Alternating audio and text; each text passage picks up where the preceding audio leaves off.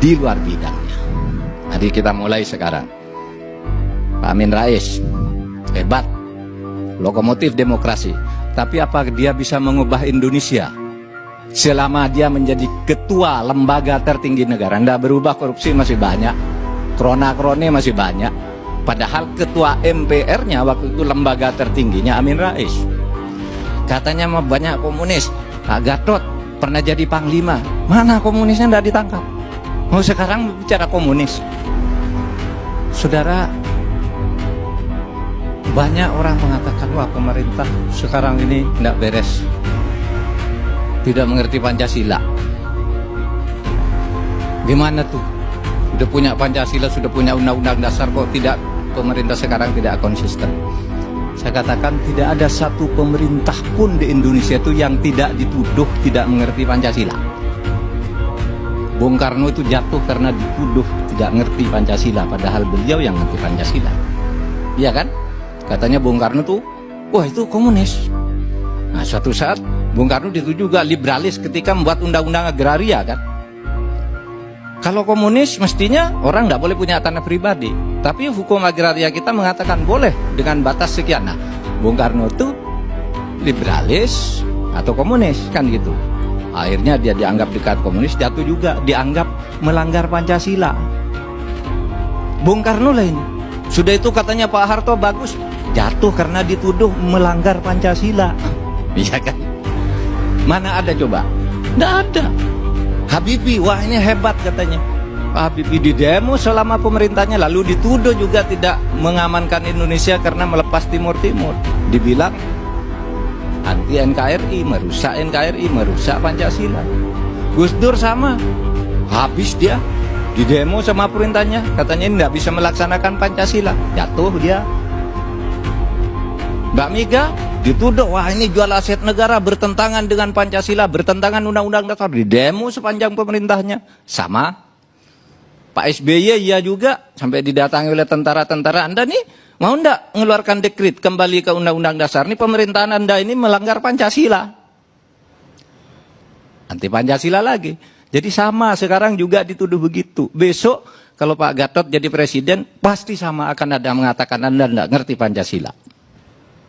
Kalau Rizal Ramli atau saya, atau Pak Muldoko, Pak Karni jadi presiden, pasti akan ada orang mengatakan anti Pancasila, tidak ngerti Pancasila.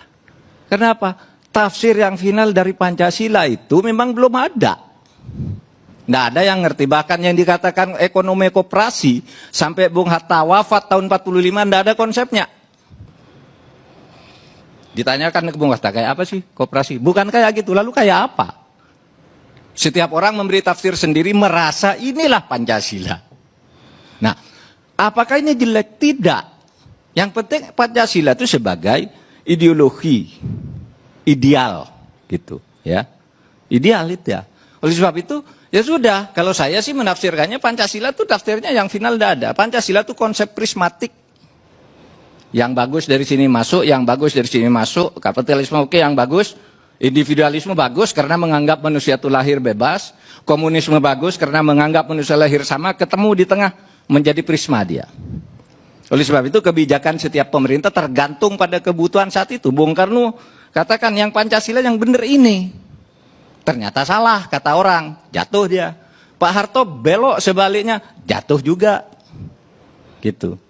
Nah oleh sebab itu menurut saya persoalan yang seperti itu, kalau saya yang dari risau, orang pasti ada yang kritik. Siapa coba yang nggak pernah yang dianggap benar di negara ini? Apakah ada 75 tahun merdeka, apakah ada pemerintah yang dianggap benar dan dianggap sudah melaksanakan Pancasila dan konstitusi? Itu kan tidak ada. Tidak ada kan? Tidak ada. Apakah itu presiden, apa wakil presiden, apakah menteri? Siapapun besok yang jadi presiden, jadi menteri akan dibegitukan lagi. Tapi tidak apa-apa. Itu demokrasi. Siapapun besok jadi presiden akan sama. Ini sejarah selalu berulang begitu. Nah oleh sebab itu saya katakan, saya sama sekali tidak pernah tertarik untuk misalnya mengatakan, wah kami itu oposisi, kami yang dipimpin negara itu, baik saya enggak, bukan apa-apa dia. Saya ingin tahu apa yang baru dari kami itu yang dikritik. soal oligarki. Itu kritik kita dulu kepada Pak Gatot juga ketika jadi Panglima. Sama kan? Anda dari pemerintahan kok pemerintahnya oligarkis. Gitu. Korupsi, kritik kita juga dulu. Korupsi banyak, gitu. Pro komunis, juga dulu ada begitu. Anda liberal, juga dulu begitu. Semua kritik tuh sudah ada. Sehingga saya tidak merasa, wah ini, oh ada pikiran baru dari kelompok ini. Tidak ada. Saya ingin tahu, apa yang baru dari yang sudah-sudah. Kritik kayak gini nih tadi kan tidak baru semua. Mesti pemerintah pada posisi yang salah. Dan itu memang pemerintah harus begitu kan. Saya ketika di luar, ya harus begitu dong. Sesudah jadi pemerintah, mari siap dikritik. Gitu aja. Lalu berdiskusi. Itu namanya demokrasi. Gitu. Nah, oleh sebab itu, saudara, saya ingin katakan, bukan hanya orang dikritik, bahkan orang juga sesudah memimpin itu meskipun ideal sebelum memimpin, sesudah memimpin dapat dikatakan tidak bisa berbuat apa-apa di luar bidangnya. Mari kita mulai sekarang. Pak Amin Rais, hebat, lokomotif demokrasi. Tapi apa dia bisa mengubah Indonesia? Selama dia menjadi ketua lembaga tertinggi negara, tidak berubah, korupsi masih banyak, krona-krone masih banyak. Padahal ketua MPR-nya waktu itu lembaga tertingginya Amin Rais. Katanya mah banyak komunis. Pak Gatot pernah jadi Panglima. Mana komunisnya tidak ditangkap? Mau sekarang bicara komunis. Gitu. Karena bukan Pak Gatot tidak mau. Dia tidak berwenang di bidang itu. Pada saat itu. Gitu. Sama sekarang. Loh, Pak Anda kok diem aja? Kok orang dibebaskan dari korupsi?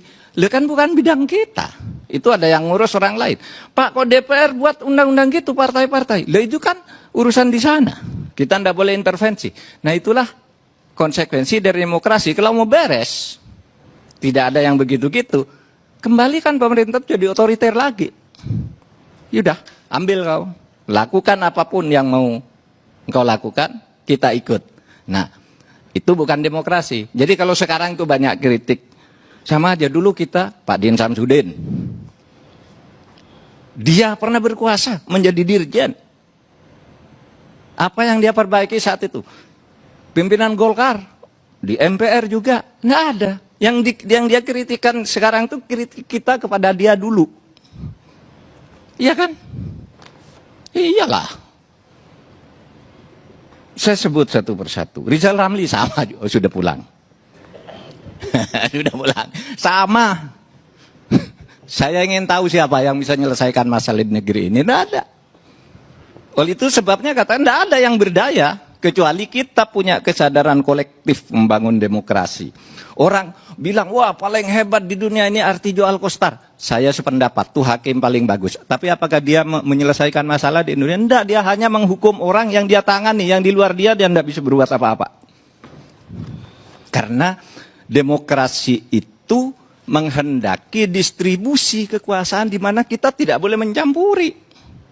Itulah demokrasi. Makanya tidak bisa semua orang lalu bisa semuanya. Itu konsep otokrasi, bukan demokrasi. Kalau mengharap itu baik semua.